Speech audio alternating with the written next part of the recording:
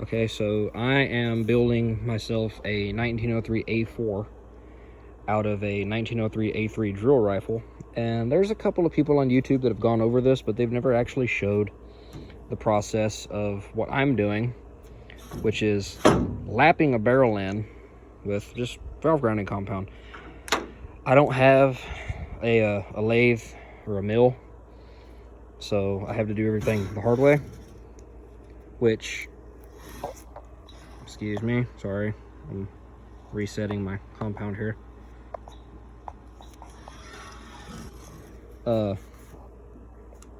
Yeah, I don't have a mill or a lathe, so I'm having to do everything by hand. It takes a really long time. You just take some lapping compound and put it on the shoulder of the barrel and just kind of work the receiver back and forth, snug it up, and just back and forth for a while. And I'm doing this until I get my timing marks degreed where I want them, and I'll torque it to spec here in a little while. But as of 2025, you can get 1903 A3 drill rifles for on average about 250 bucks. And whenever these things were converted to drill rifles, all they did was flip the magazine cutoff into the off position. Or, well, actually, this is on. This is magazine off, the single feed. And they usually would just weld a bead straight across out here. This is the most common spot, but you get them where they weld up top, or they'll come underneath. It depends. I got lucky. Mine was just a straight bead right across here, so I could come in, file it flat, and I cut it out with a Dremel. And I was actually able to save my original mag cutoff. But this is a new old stock replacement. They do that. The barrels would have a torch cut right about here.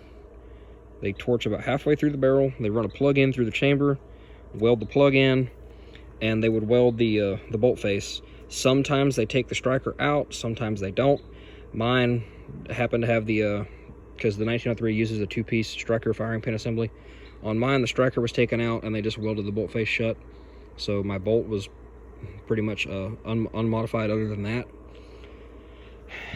that. Sarco, Classic Firearms, and I think Atlantic Firearms are selling 1903 A3 and 1903 A1 rifles right now for about 1,500 bucks. But they're not disclosing that they're built from drill rifle receivers. If you go on to Classic Firearms' website, go down to customer reviews, customer questions, you'll see posted photos and stuff in there. And it'll be really obvious in some of the photos. You'll see discoloration from welds, and you can see stuff like this where they came in and they ground the welds out and they just kind of reparked or tried to re-blue over top of it. And they're rebarreled and restocked. And what I'm thinking that because Classic is the biggest one selling them, so either Classic or Sarco built the rifles, because they're all built with reproduction 4-groove barrels that they had made, which Sarco back in the day took 2-groove barrels and cut the 2 extra grooves in them. But dimensionally, that changed the bore diameter. They were oblong, and Sarco Sarco did it, and so did Numrich. But this is actually a new production 4-groove barrel. Unfortunately, it is from Sarco because it's the cheapest barrel I could find. But I mic'd the bore. It is actually concentric. It's not one of the fuck ups. I think Classic is using this same barrel, and they're using the reproduction 03 A4 stocks from Sarco. Because if you look, Sarco has them for 250 bucks. If you look at them, the grain is wrong on them, and they have some really not good reviews. People say they have fitment issues, and some people said they had the stock split on the first round. There's kind of a general consensus going around that those stocks are made out of pine. So yeah, avoid those. I'm getting my stock from a different place. It's going to cost me almost $300. It's going to be about $270 something after tax and shipping. But $1,500 for this exact thing that I'm doing right here you can build this yourself for anywhere from $500 to about $800, depending on, you know, the parts that you buy. Bolts will the bolt body will generally run you about $30 if you buy a bolt body from a part supplier, but you can get on eBay and find a complete bolt for, you know, $50-$60 sometimes. This is a $150 4-groove barrel from Sarco. I paid about $300 for the drill rifle when I bought it, when it was all said and done. So that's $450 plus the bolt, so 5, 6, 7, 8, so that's $480 right there just for the barreled action. The drill rifle is usually all your lower metal, your screws, your trigger guard, magazine, follower, barrel bands, nose cap, everything should be in pretty good shape.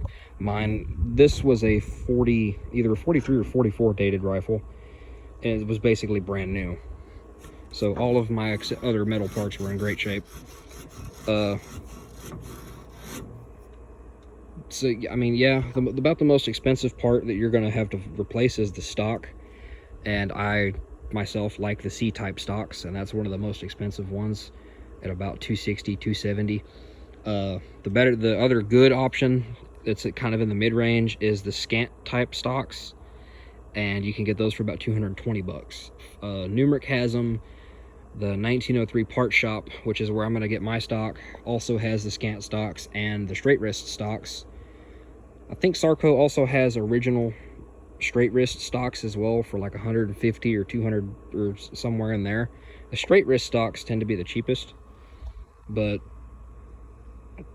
yeah, I've always wanted a 1903 A4, and they only ever made about, I think, 20 to 30,000 of them total, and I'm not willing to spend the 5 to 10 grand for an original 03 A4, and I'm damn sure not going to spend $1,500 to $1,700 on this from Classic Firearms when I can do it myself for about $700.